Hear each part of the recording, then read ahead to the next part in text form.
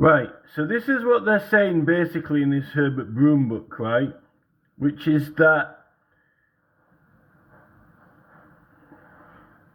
when you've got the House of Commons,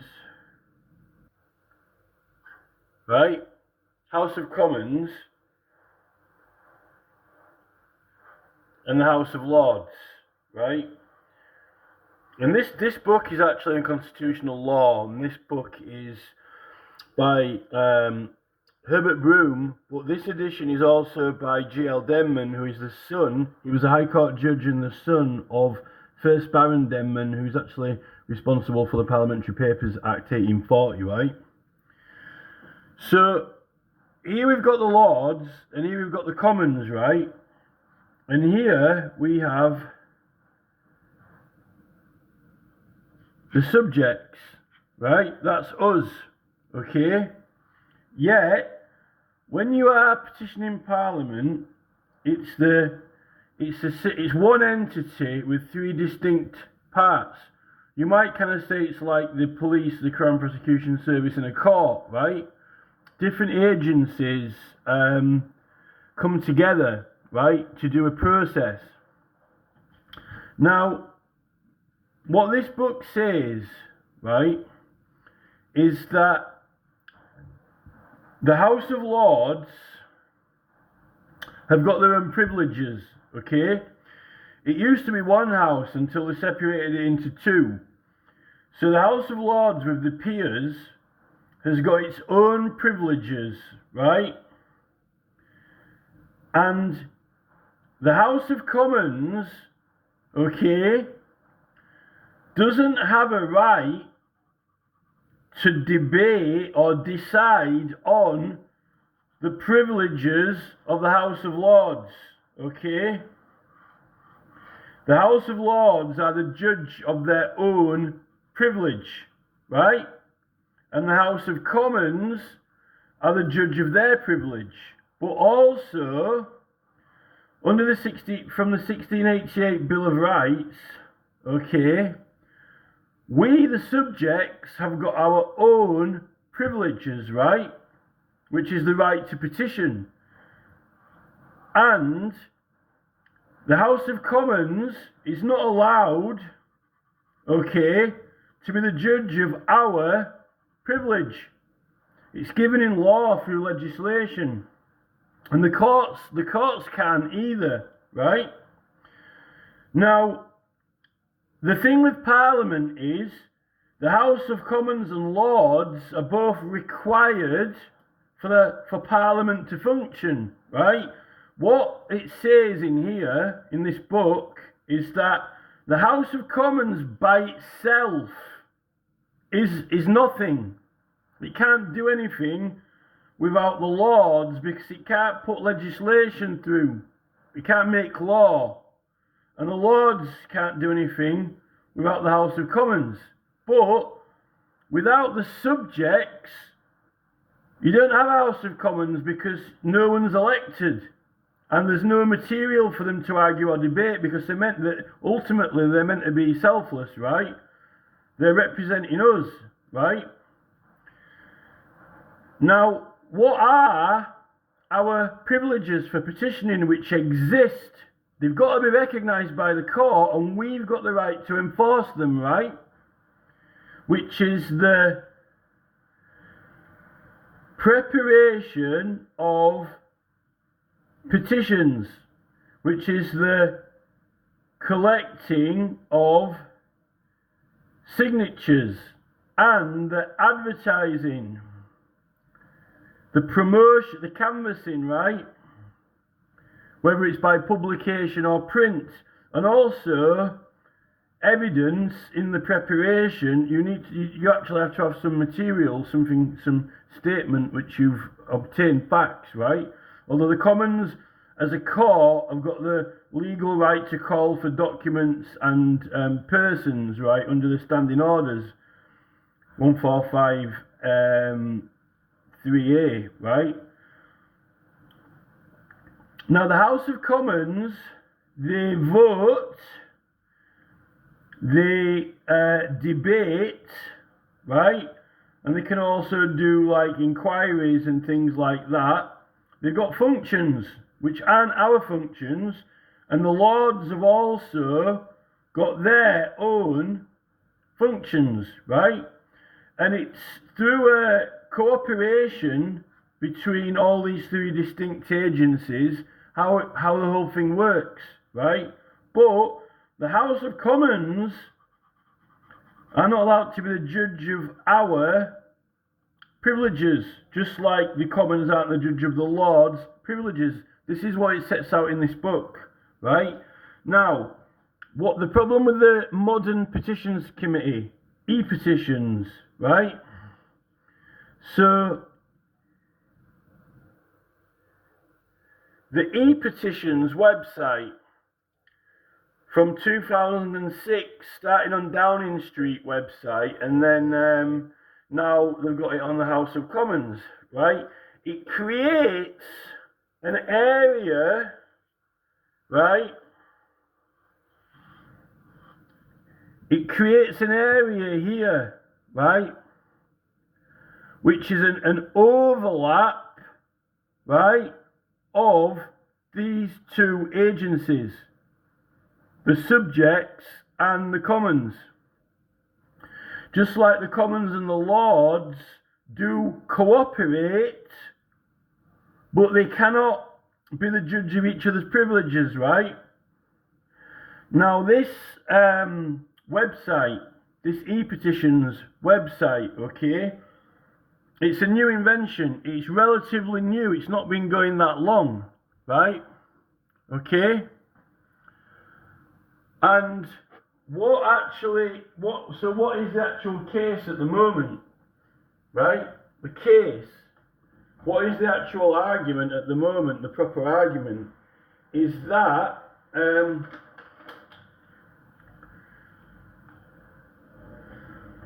I'll use this, I'll put this comb here, right, or this, I'll put this case here, right?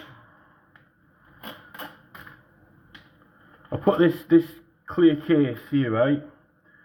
So this clear case here represents the e-petitions website, right? Because it deals with petitions from the public, but they're hosting it on the House of Commons, the publishing, right? Before this website was created, petitions were put in books or in newspapers or on leaflets or spoken about in the streets. The House of Commons, okay, the House of Commons has no right to intervene in the book publishing, newspaper publishing, leaflet publishing, or word of mouth canvassing of the petitions of the subjects and the collecting of the signatures for when the petition is handed in, right? Just like when something's passed from the Commons into the Lords, okay?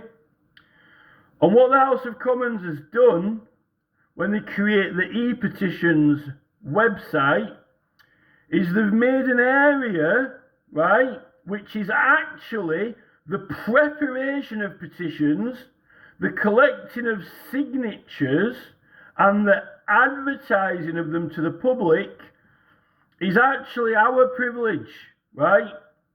The Commons is the privilege to receive, debate, and vote, right? And what they've done is they have taken our privilege adopted some of it into Parliament. And now they are telling us what they will and will not allow in the preparation of petitions and the signature collecting, which is our distinct privilege, not to be encroached upon. It's not the privilege of Parliament, right? The Commons.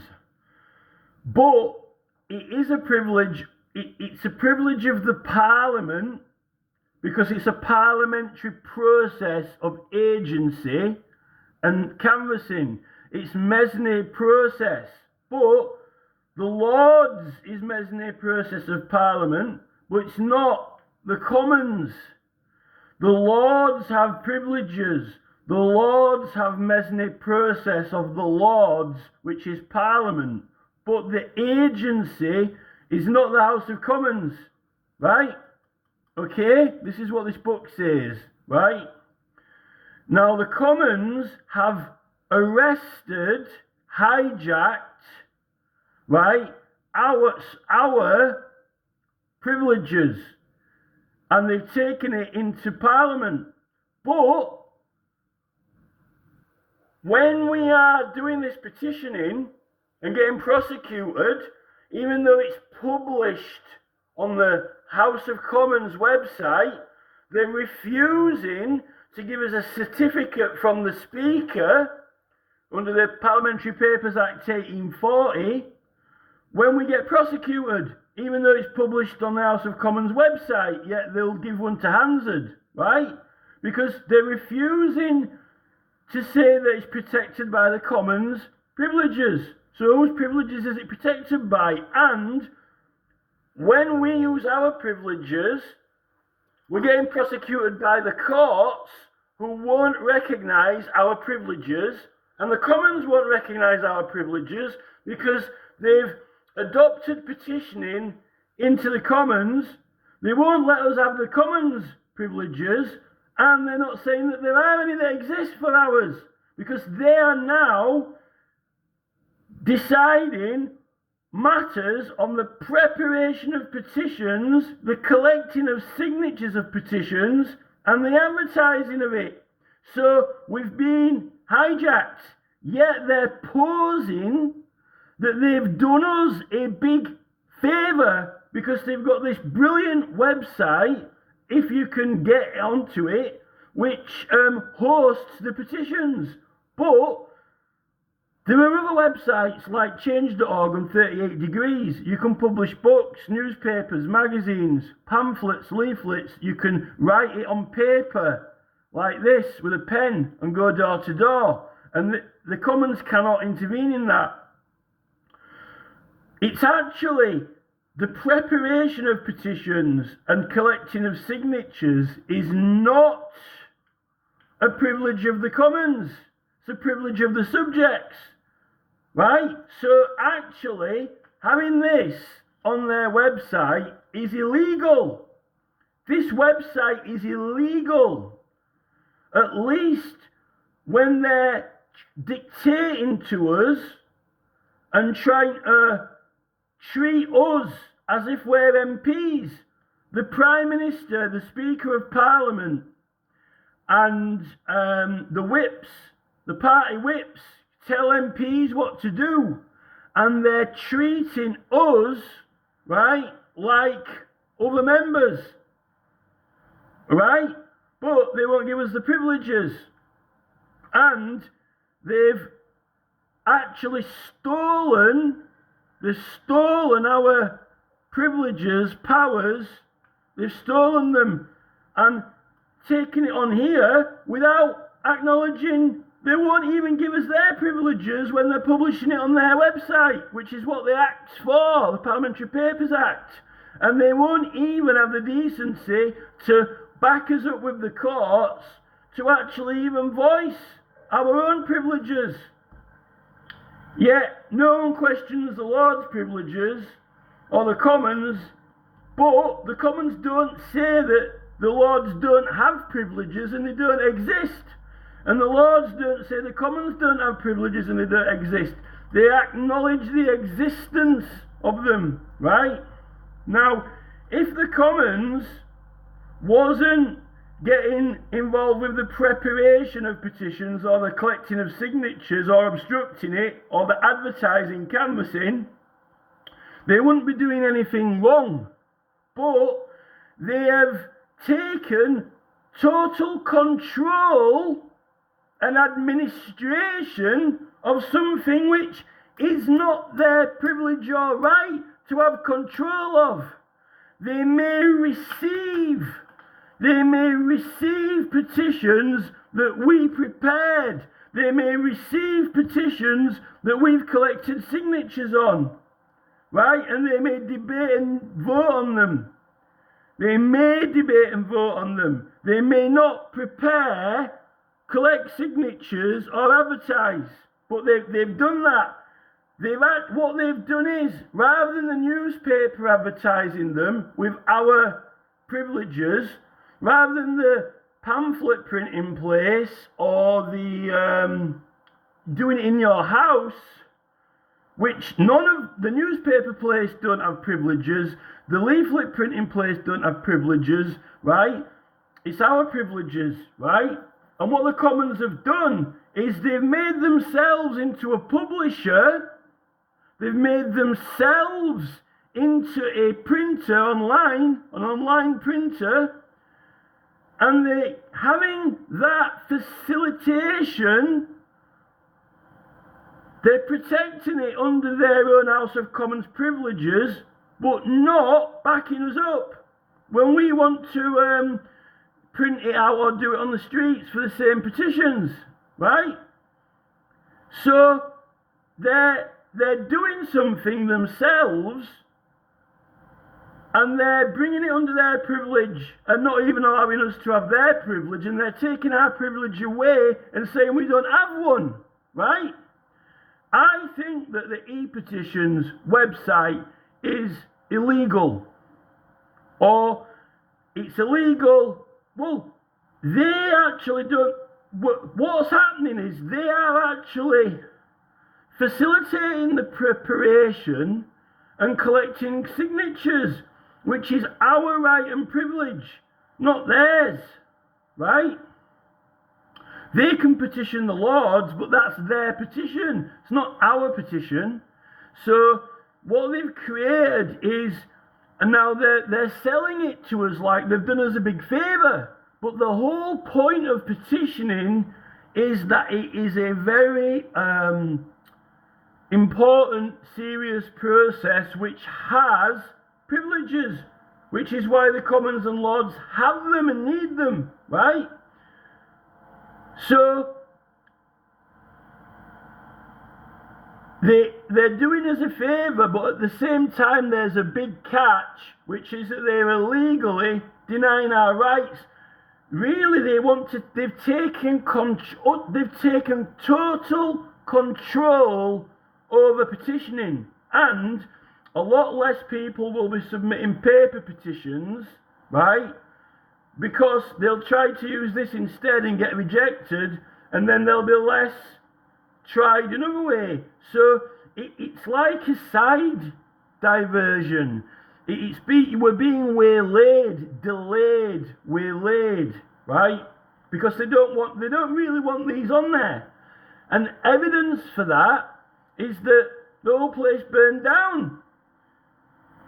In 1834, whenever, all the petition originals were burned and lost, and they didn't start saving them until 1947. Okay? They did make some notes of them, but they continued destroying them till 1947. So we don't even have many of the old original ones, the actual handwritten ones. They don't like petitioning, right? Even though in 1688 we've got our own distinct right, yet in modern law, legislation has been put through which fully supports this right. Like the Control of Advertisements Act provides for it, the Public Meeting Act of 1908, the Copyright Act of 1908. All these acts actually protect and facilitate petitioning. But yet they've got acts like the Representation of the People Act when they're getting elected, like illegal police canvassing in the 1983 Act, right? Which is police cannot intervene in or affect canvassing for elections. But that, they can't affect it of petitioning because of the 1688 Bill of Rights, because of illegal prosecutions. But we're not getting that acknowledged and upheld, because the Commons really are jealous. They're jealous of our privileges, even though if there is no Commons and no elected MPs, we need it. But these are people who are obsessed with and subscribe to partisan politics, parties, who have taken control of our government illegally, right? So this is the situation. So the Petitions Committee website is actually unlawful. I don't even think that they can really publish them before the signatures are collected. And even if they can, they're not, they're trying to, they don't want us to have this freedom of subject preparation. They're trying to manipulate us like their parties and their party membership that got the main parties voted. And it's actually illegal. So this is why I'm complaining to the Ombudsman, because they've taken on board into their area the collecting of signatures, which is done before you hand it in, and the preparation, so that you're actually preparing it and collecting signatures under the Commons, which is not their privilege. It's actually meant to be our privilege, okay? And we're actually protected. Now, we are entitled to privileges of the House of Commons, but only because of an overlap. They can't take away our right. We don't take away their privileges. They debate and decide them. We can complain about them. We can pass the complaints in, just like the House of Commons and the House of Lords, but they've got distinctive privileges, right? And this is the problem we've got here with the e-petitions website.